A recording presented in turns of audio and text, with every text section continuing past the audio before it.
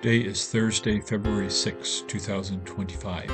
I'm Pastor Michael, and this is Wilderness Wanderings. Our text is from Hebrews 11, verse 32 to 35a. And what more shall I say? I do not have time to tell about Gideon, Barak, Samson and Jephthah, about David and Samuel and the prophets, who through faith conquered kingdoms, administered justice, and gained what was promised, who shut the mouths of lions, quenched the fury of the flames, and escaped the edge of the sword, whose weakness was turned to strength, and who became powerful in battle and routed foreign armies. Women received back their dead, raised to life again. As Jericho's walls fell, the first period of Israel's history closes. It's time to speed up the story. Our author rattles off a few prominent names of judges, kings, and prophets, recalling what faith both produced and suffered.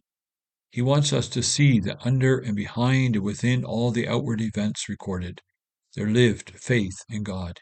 History is the record of what God has done through and for those who trusted Him. Notice how much faith accomplished. Kingdoms conquered, justice established, lions quieted, flames stilled, swords sheathed. See also that among those mentioned in these verses, few are remembered for their strong faith.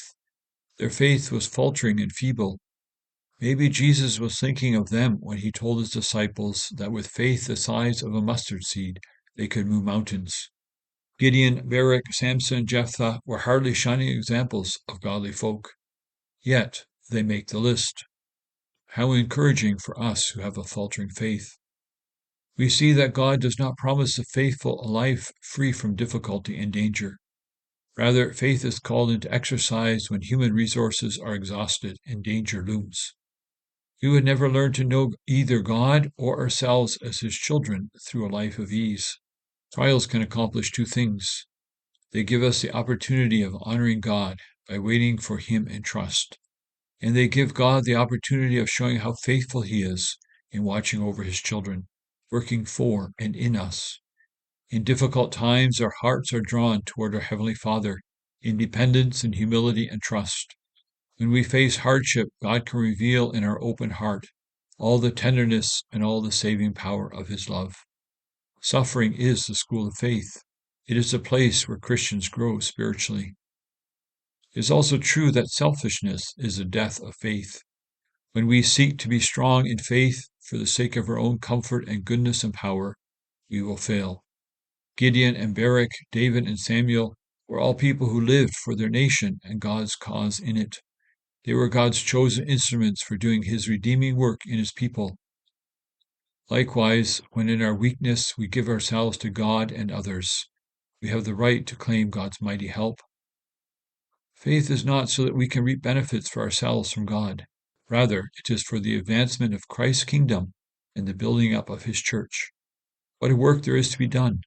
Our involvement in God's church, in His mission beyond it, in our fight against injustice in society and the workplace, in promoting the welfare of all in our schools and public spaces, in our struggle against sin in our own hearts, faith is needed. In all those places and more, we Christians become heroes of faith as we learn to trust in God, to subdue kingdoms, to work righteousness, to obtain promises. Let us offer ourselves to God for the struggle. As you journey on, go with the blessing of God. May the peace of the Lord Christ go with you wherever He may send you. May He guide you through the wilderness, protect you through the storm. May He bring you home rejoicing at the wonders He has shown you. May He bring you home rejoicing once again into our doors.